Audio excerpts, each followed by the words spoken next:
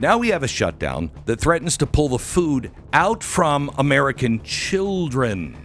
On October 1st, the federal government entered shutdown because Congress failed to pass a full-year appropriations or a stopgap CR, continuing resolution, to fund the essential programs. The Republicans have been there the whole time going, pass this. We can even do a 2-week, we can do a 4-week. Let's just keep government functioning, but they won't do it. SNAP is serving an average of 42 million people every single month. That's 12% of all of the people that live here in the United States. As early as next week, millions may no longer receive their benefits. The Democrats are weaponizing hunger. The SNAP program traces all of its roots back to the Democrats. I think the welfare system that we have created in this country has done nothing for poverty, and all of the stats bear this out. But the party that purports to represent the weakest among us are the ones who are refusing to keep the lights on. They have enslaved about 43 million people on food stamps. It has to stop.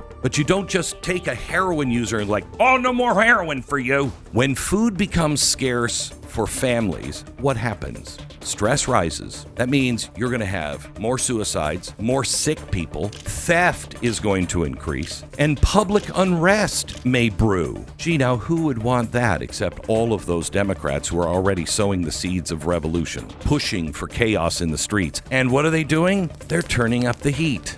If the government doesn't pay for it, that means the states have to pay for it, which makes all of our states more vulnerable to collapse. All so Chuck Schumer isn't primaried.